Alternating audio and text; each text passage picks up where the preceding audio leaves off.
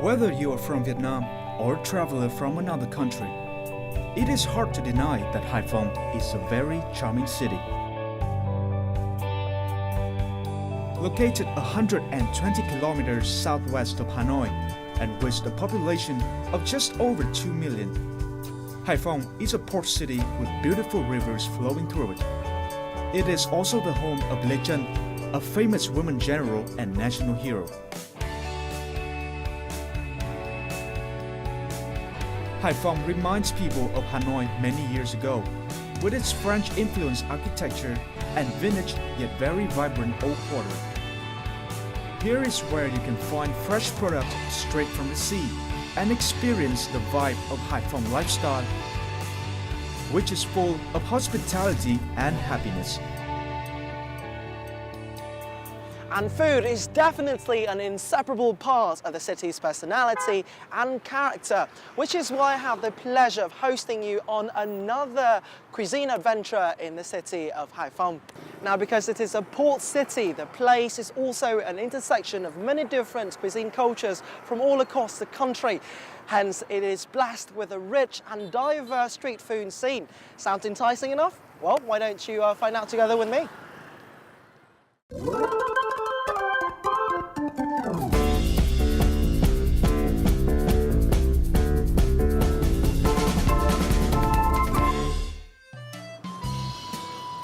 As you can see, I'm on the back of a motorbike because from here I can experience Haiphong City in its full authenticity.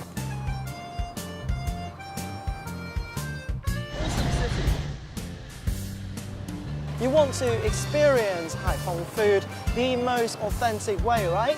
And there's no better way to do that but to do it the local way. And to help me do that, I have my friend Việt Anh right here, who will be showing us around. Say hi.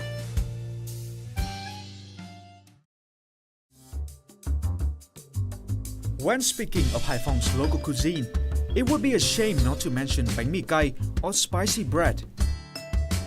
The dish first appeared in Haiphong City and became so popular that it was brought to other cities and provinces as well. However, to give tribute to the birthplace of bánh mì cay, people still call it bánh mì Haiphong. Rồi, giới thiệu với Michael, đây là bánh mì cay Hải Phòng. Thơm quá.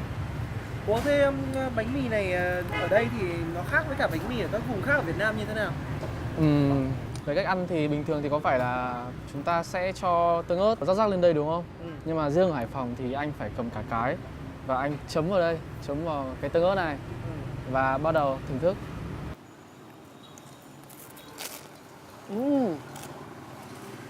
Yummy. I thought it was going to be extremely spicy and hot, but it did not burn my tongue out. What hit me first was the sweet and spicy taste at the same time.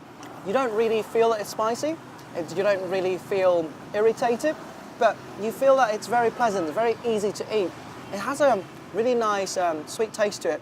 And second of all, the texture of the pate is very soft, very tender, and very dense at the same time, but it's also very aromatic.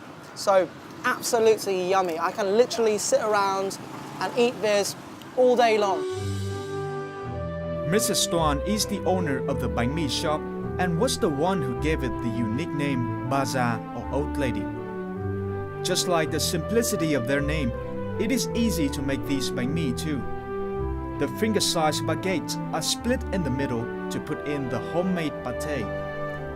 Even though the recipe is simple, each shop has its own tricks to create a unique and addictive flavor. Mỡ tôi hấp dừa, trên khi tôi quệt cái pate thì tôi chảy cái lớp mỡ ra, nướng lên cái là nó chảy vào cái bánh, đấy nó thơm vào cái đấy. Thế còn mọi hàng họ cứ dưới là mẫu, họ đun nước mỡ họ dưới ngoài thì nó không có thơm được. After the breads are filled with pate, they are put in the oven and baked. The breads are then sold in packs of 10. Each costs 20,000 dong or less than $1. Điều đặc biệt làm nên cái vị đặc trưng của bánh mì cay thì nó là ở cái nước chấm này. Ở Hải Phòng thì có cái tên riêng gọi cho nó, đó là chí trương anh ạ. Tại sao lại gọi là chí trương nhỉ? Theo em được biết thì món chí trương này thì xuất xứ là do người Hoa, khi người ta đến Hải Phòng người ta mang cái chí trương này đến với Hải Phòng và người ta gọi theo cái cách đấy, thì người Hải Phòng người ta cứ quen dần đặt theo cái tên riêng là chí trương. À, ra là như thế. Anh Michael có thấy trí trương nó khác với tương ớt bình thường mình ăn không? Có, thậm chí là nó lại còn rất là gây nghiện nữa. Đã chấm một lần là cứ muốn chấm mãi và ăn tiếp ngồi cả ngày, có khi ăn hết mấy đĩa cũng được ấy. Ăn rất là vào đấy. Besides bánh mì cay, Haiphong has many other treats waiting to capture the hearts of foodies.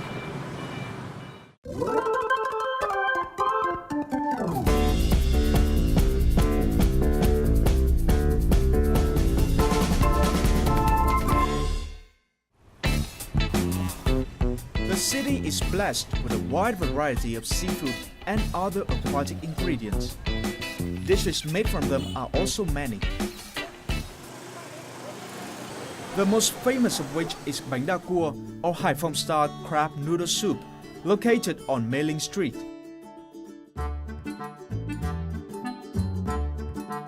The noodle shop that sells this is quite unique. It doesn't have a fixed address, but is actually a street vendor that opens every afternoon in a small corner of the street. Haiphong people are not picky when it comes to food. They don't need fancy restaurants or five-star service, but rather care more about the taste of the food itself.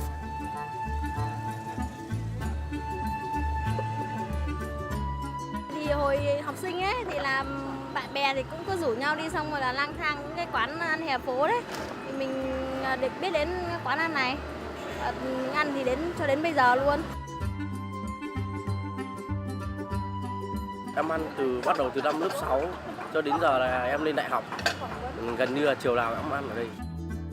Bánh đa cua is eaten with pork, fried meatballs, morning glory, fried onions, and minced meat wrapped in lolot leaves. Ăn cái món này thì chúng ta phải ăn như thế nào và cách cho gia vị như thế nào nhỉ em nhỉ? Ban sáng thì anh ăn món bánh mì cay rồi đúng không? Thì có ăn với trí trương. Thì bánh đa cua cũng thế, không thể thiếu được gia vị, đó là món trí trương. À, trí trương nó sống trong tất cả các cái món ăn ở đây đúng nó không? sống trong tất cả ẩm thực của Hải Phòng. Em có ăn nhiều cay không? Đó, ăn cay cực tốt luôn. Bên cạnh đó thì cho thêm một quả quất nữa.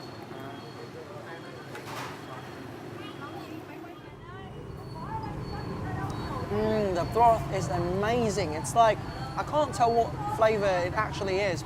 There are like so many different flavors in it, a million in one bowl. What makes the bánh đa cua here stands out is the thick and chewy noodles. The more you eat, the stronger the flavor becomes and lingers on your tongue. So yummy. Đúng là cái sợi bánh đa ở đây á, nó dai hơn. Nhưng mà càng nhai mình càng thấy nó rất là ngọt và rất là đậm đá. Đúng rồi. Cái sợi bánh đa ở đây nó khác với nhiều chỗ khác. Đó là mình ngâm cái sợi bánh đa trong một cái nồi đất và trong đấy nó là nước dùng luôn.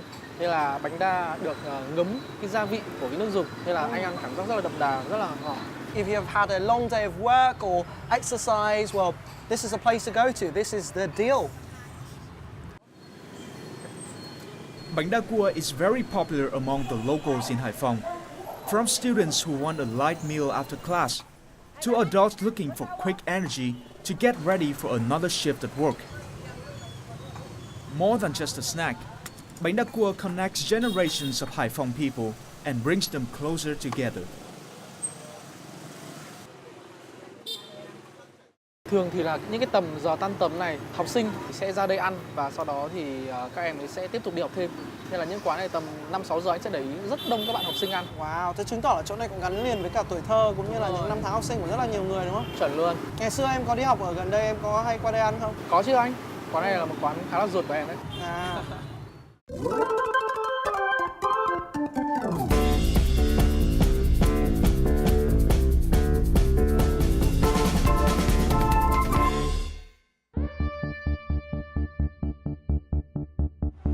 At night is when the city puts on a new appearance. The food scene at night here is very lively and vibrant. As the sun goes down, the stars come out, and I'm in the mood for a good party. Việt Anh à, bây giờ thì tối rồi thì có gì đáng để ăn và có gì đáng để chơi không? Em nghĩ ở Hải Phòng thì buổi tối cái đặc sắc của nó đó là ẩm thực đường phố. Mình có thể ngồi lê la vỉa hè rồi thưởng thức những món rất là đặc biệt. nghe hợp lý đấy. Bây giờ em sẽ dẫn anh đi ăn một món nướng khá là đặc biệt, đó là món cá nướng. Ngon này, đi thôi. This is one of the busiest roasted seafood restaurants in Haiphong. The cooking is not done inside the kitchen. Instead, the dishes here are roasted on charcoal right in front of the customer's table. Even when standing at a few meters away, the aroma is difficult to resist. Before roasting, the fish needs to be carefully prepared. The marinating sauce is a secret to roasting a mouth-watering fish. The recipe includes blending together chili, ginger, garlic, spices, and some other ingredients, which are the chef's secret.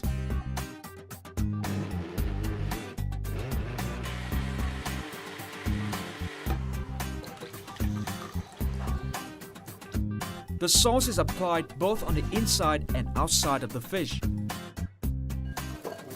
Sốt nướng của mình nó có đặc biệt là chỉ dùng hành, tỏi và muối và mì chính. Mình không lạm dụng quá nhiều gia vị, sẽ mất đi cái vị ngon của cá. Mình không dùng dầu ăn, không dùng mỡ, dùng dầu mỡ lửa nó sẽ bùng lên rồi nó tạo ra cái mùi khét. Then it is wrapped in tin foil and left to marinate for 6 to 8 hours in the fridge. The chef will use the leftover sauce, including the chunky pieces of the ingredients, to put on the fish's body. This makes the skin of the fish tightened and crunchy. Cá nướng nhà phố này, ai cũng có thể ăn, ai cũng có thể mua mà giá bình dân. Đấy. Mình thứ nhất là người ta ngồi người ta ăn, thấy được trực tiếp con cá nướng từ lúc tươi, không có chiên qua rồi nướng. Người ta nhìn thế sẽ hấp dẫn hơn.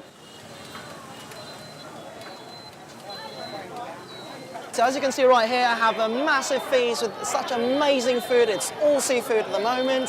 And I'm actually quite happy. We have some great company because Virang has invited me to his gang here as well. Let's dig in and figure out what we've got on these awesome feasts right here. Ngày hôm nay thì chúng ta sẽ cùng thưởng thức hàu nướng mỡ hành này, mực nướng muối ớt. Cái này thì chúng mình ăn kiểu gì nhỉ? Mình sẽ chấm vào đây hay là mình ăn như thế nào? Mình sẽ dùng đũa và mình lấy một ít cái muối ớt, nó tạo cái cảm giác cay nồng, nó rất là hợp với cả mùa đông này và nó khử được mùi tanh rất là tốt. Cái này thì 100% ngon.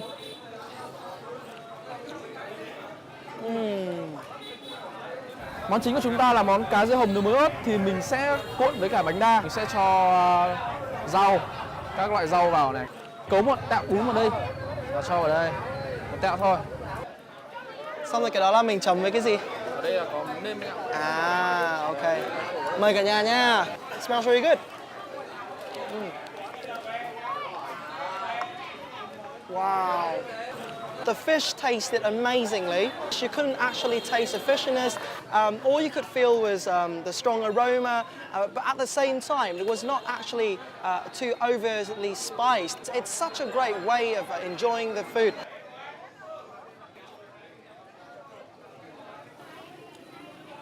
You wake up in the morning and then you finish off the night and you have all different kinds of food.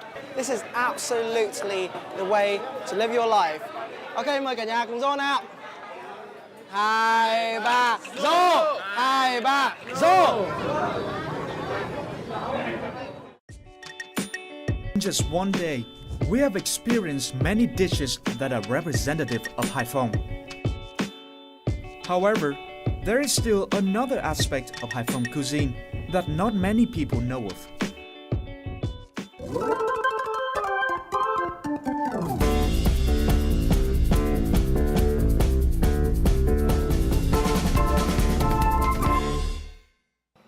The beautiful scenery around me has said it all. We are in the countryside of Haiphong, where you can enjoy the tranquility and the nice breeze, and of course, the cuisine. So let's go and take a look.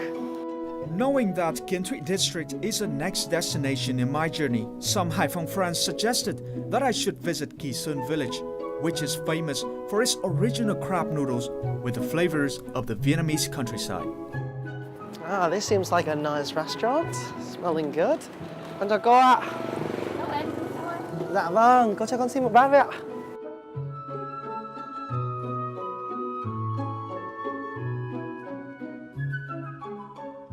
Một bát như thế thì bao nhiêu tiền được cô nhỉ? Một bát như thế này chỉ có 10.000 đồng. Hả? Chỉ có 10.000 đồng. 10.000 ạ? 10.000. Wow, that's even cheaper than in Hanoi, man. So 10,000 Vietnamese dong, which is around about like only 50 cents. 50 cents on this amazing dish right here. That's the beauty of going back to the roots of these dishes right here in the countryside. And it smells so good right now too, so I've got to dig in. Yum. Ah, so freaking good. Right. So I've got to say that at first, when I looked at the broth, it seemed quite clear. So I didn't think that it would be this rich in flavour. But the more I eat it, the broth here is very, very strong, very nice, and it's got this really, really nice, I don't know, colour to it. Not too sure exactly what the colour is, but it's very dense. Ôi, món này của cô ngon quá. Con về thành phố ấy, con nhớ món này lắm. Thế thì, Đâu về? dạ, con ở Hà Nội về cô ạ. Thế con ăn có cảm thấy có ngon không? Rất là ngon cô ạ. Thì chính vì thế cho nên là cô có thể chỉ con cách nấu này không, bởi vì con về Hà Nội con sẽ nhớ nó lắm. Nếu mà con muốn cách nấu thì con sẽ cùng cô về nhà cô. Dạ vâng. Cô sẽ dạy cô cách nấu. Thế thì tốt quá cô ạ. Thì một tí nữa thì cô cháu mình cùng về.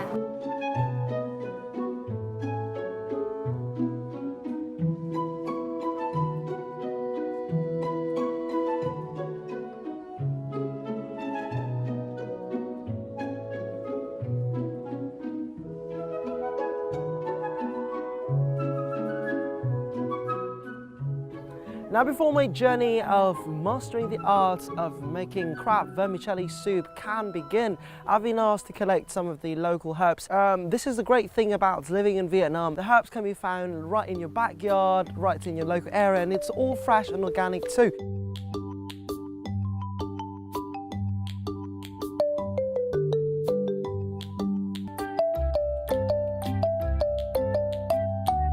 The crab noodles in the morning were so mesmerizing. I fell in love with it so hard that I've had to stay back here for an entire day to wait till 3 a.m. the next day. Why do I have to be around this early in the morning? Well, basically, this is the time that the noodles maker usually has to wake up to prepare a new batch for the morning's servings. And here we are at the very first phase of making these noodles, and let's find out what our noodle maker is up to. Cô ơi, vậy thì là cái món bún buổi sáng con ăn của cô ngon quá nên là bây giờ con phải học bằng được cái cách cô làm. Thì bây giờ là mình cái công đoạn đầu tiên mà mình cần phải làm là làm gì nhỉ cô nhỉ? Bây giờ thì cháu sẽ bổ cua. Dạ vâng. Bây giờ cháu muốn bổ cua thì cháu phải cầm ngang con cua như thế này này, nó không cắp này. Mà cháu sẽ cầm như thế này, cháu sẽ bổ này. À vâng, cầm cái chân Cháu bổ như thế này, đấy, cho lột làm sao cho nó hết màu ra này. Đấy, cho cầm ngang này. Cháu sẽ cầm hai cái càng to trước, cháu gập lại. Vâng, cầm hai cái càng đấy, to trước. đúng rồi. Xong rồi gập lại, xong rồi giật Cháu lại. gập lại, Alright. cháu cầm rất khoát cái quả càng đấy thì nó sẽ không cắp được cháu. She made it sound so freaking easy. But I mean, this animal, this thing, was my childhood nightmare because I used to be really scared of like multi-legged animals, and here it is. And let's hope it doesn't kill me before. Okay, so first let's do this. Như thế này đúng không cô?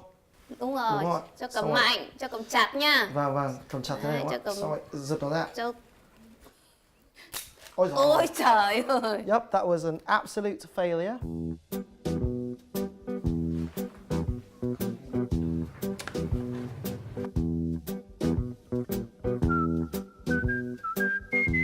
Hai cô cháu mình lại khều màu nhá. Trước hết là bây giờ này khều màu, cháu lấy những cái phần đỏ của màu của con cua này. Có thêm cái phần màu này mình khều ra thì mình nó sẽ trở thành cái gì ở trong một cái bát bún riêu cua? Nó sẽ trở thành một màu của bát bún riêu cua. Cô sẽ cô lên nó sẽ thành màu. Thế chứng tỏ là cái màu vàng vàng quanh quanh đấy chính là từ cái... Chính là từ cái màu của con gấp đấy. Ra là thế. Phut's family has been selling these crab noodles in Kỳ Sơn village for 4 generations. Every morning, Phut and his wife cook more than 2 kilograms of field crabs, which is from 150 to 200 crabs. Though the prices of crabs have increased, the crab noodles in Kisun village still retains its quality. People in Kisun village are very good at making use of all parts of the crab. Crab meat is ground and filtered to make the noodle broth. Crab roe is fried with sliced green onions and cashew nuts to create the sauce color and also create a pleasant aroma and flavor for the broth. This is one of the things that make crab noodles in Kisun village different from in other places. Ồ, cái này là cái gì mà to thế hả chú? Cái này là thân cây chuối hột. Từ trước ở làng Kỳ Sơn này, nếu như ăn bún từ thời thượng cổ đến giờ là ăn bún riêu cua, đặc trưng của làng Kỳ Sơn là phải có coi như rau muống thái ngang và thân cây chuối hột thái mỏng. Đấy, thái mỏng. Thì bởi vì bản thân cây chuối hột này thì nó có một cái đặc trưng là nó vừa có vị ngọt và có vị chát. Thì khi ăn vào bát bún riêu cua thì đã là riêu cua phải có vị tanh. Đấy, vị tanh chính là nó dung hòa cái vị của nó thì ăn nó rất là phù hợp. Vietnamese noodle soups always balance flavor and appearance. Kisun villagers create this harmony in their noodles bowl using such simple but amazing ingredients such as banana stem and grilled pork in lolot leaves. People in rural areas often wake up early. That is the reason why Phut's family has to open the noodle store so early in the morning. Even though it is just a small and simple store, it attracts many food lovers from Kiến Thụy district and even Haiphong city. This is because the crab noodle soup here evokes the taste of the countryside.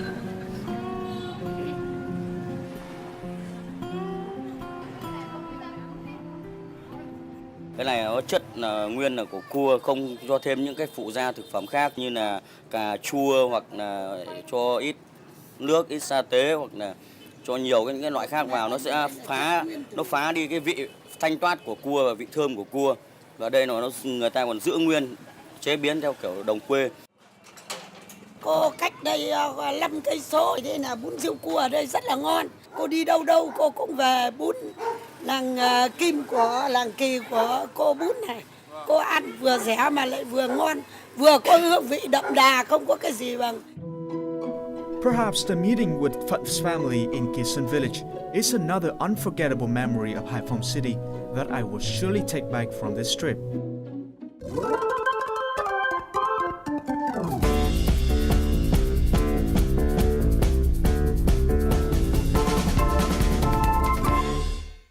Well, this village is also famous for another delicacy, another treat as well. Guess what that is? Voila! Okay, say hello to our little friends here. I'm not sure if any of these guys might be a prince or not, but they definitely will taste delicious and will become the best lunch I could have. And to help me make some nice frog dishes, I'm going to speak to Dũng right now and ask him to turn these into yummy food for me. Chú ơi, con có mang ếch đây rồi. Chú Để chú làm thôi. Field frog is a specialty of the countryside in Kiến Thụy district. Since frog is a typical dish in the countryside, the method of cooking is also very simple. With just a few ingredients such as chili, green banana, lemongrass, some spices and fermented rice, a lot of frog dishes can be cooked.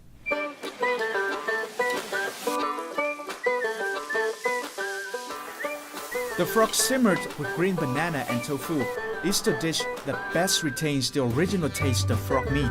As the dish is simmered in an earthenware pot, the fishy smell of frog meat can be removed.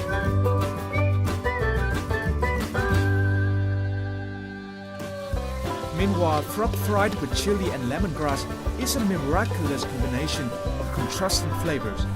The sweetness of frog meat and the hot spicy flavor of lemongrass and chili.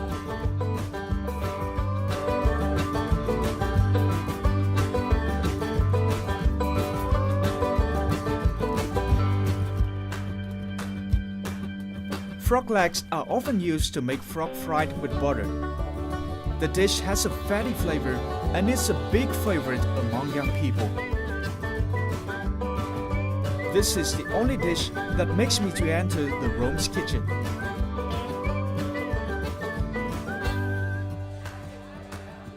Romyan is one of the oldest and most popular frog restaurants in Haiphong. People come mostly for the traditional taste of the frog dishes here. Thịt ếch ở đây thì chúng tôi ăn cảm thấy ngon. Gia vị thì những cái gia vị cơ bản mà từ trước nay chúng tôi vẫn cảm nhận vẫn thích, làm gồm có mẻ, lá nốt, củ chuối. Đấy là những cái gia vị cơ bản mà chúng tôi thích, sở dĩ chúng tôi đến nhà hàng này là vì như vậy.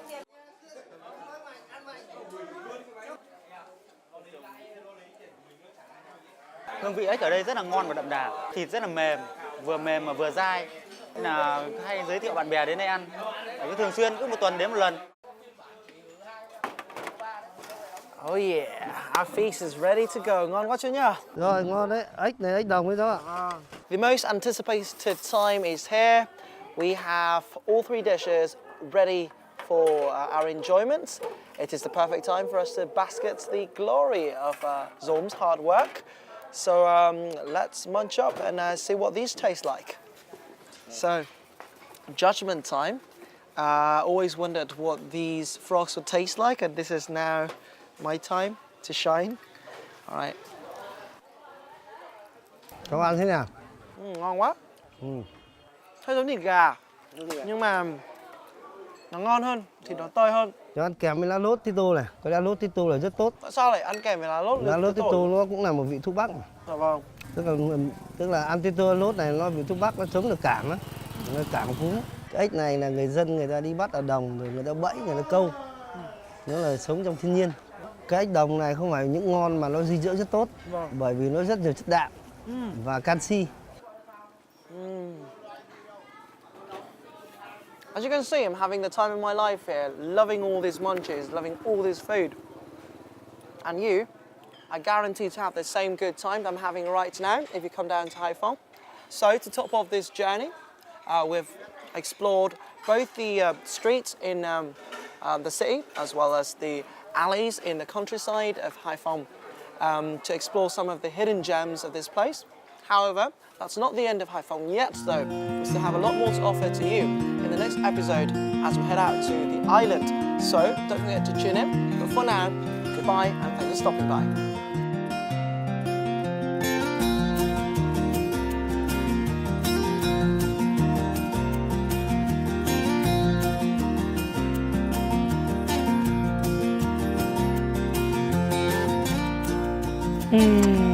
My life is so happy. Đây, một đàn mực luôn.